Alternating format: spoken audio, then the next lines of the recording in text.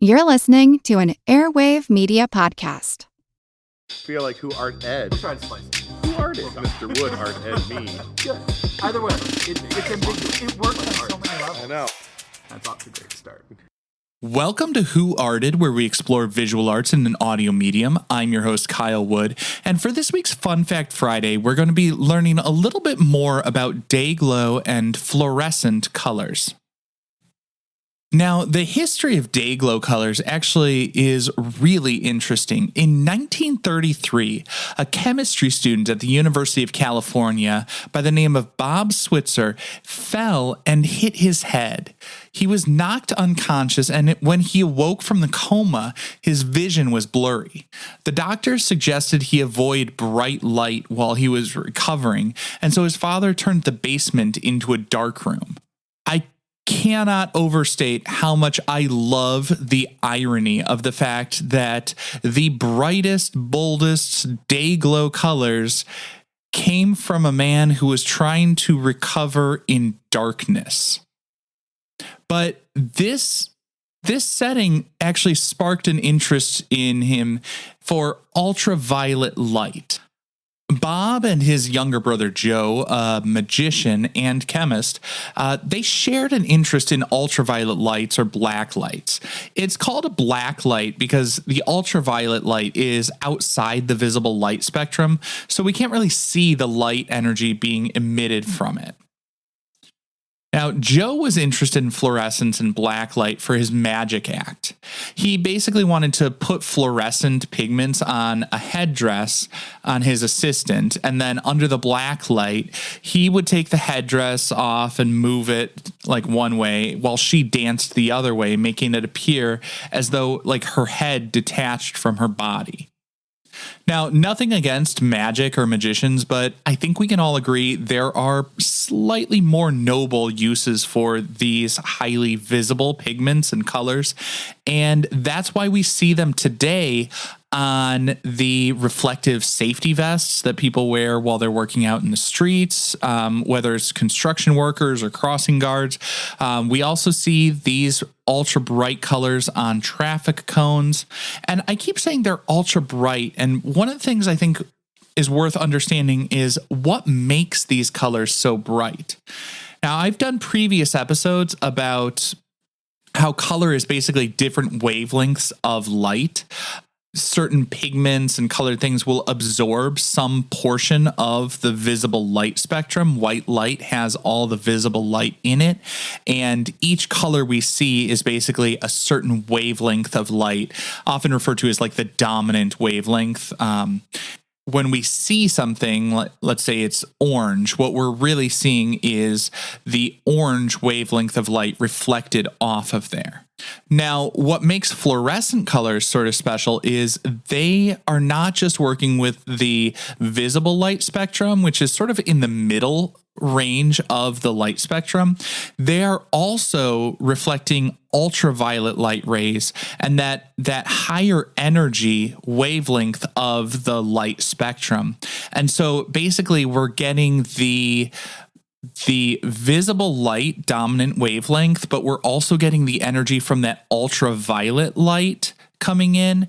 And so it becomes an even brighter, more intense hue.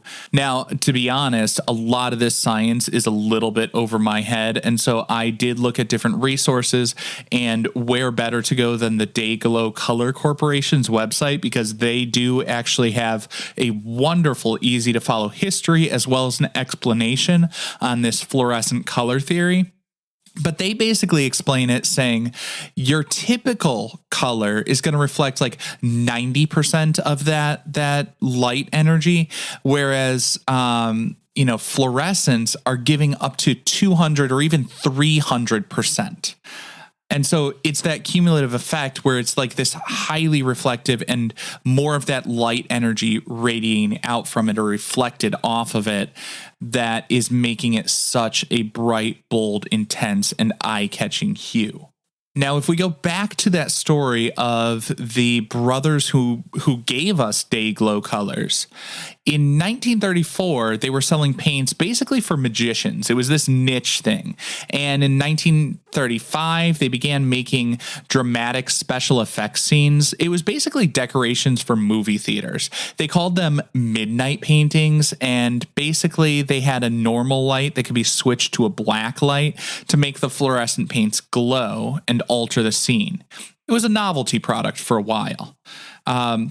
And then in 1936, they started to create the first paints that reflected wavelengths of the visible light while also utilizing the UV wavelengths. And this produced those ultra bright and intense colors, even in white light. Typical fluorescent colors needed that black light, that ultraviolet light, and the effect was not so dramatic in white light. What made these colors special was they started to develop colors that would look ultra bright and intense even in the daylight, and that's why they called it DayGlo. It's because they worked and had that same vibrant intensity even in daylight conditions.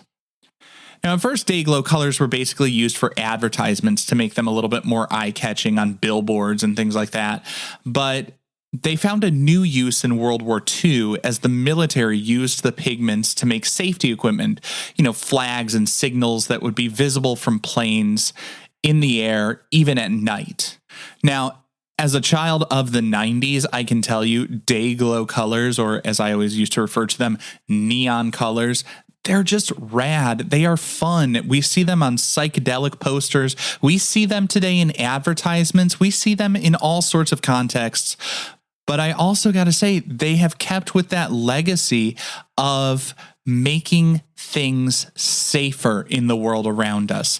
The colors are not just bright and bold for the sake of being fun and eye-catching, but DayGlo colors also make people more visible in all sorts of contexts, and it helps to keep them safer, which I gotta say, in the end, is pretty rad. This concludes this week's episode of Who Arted, part of the Airwave Media Podcast Network.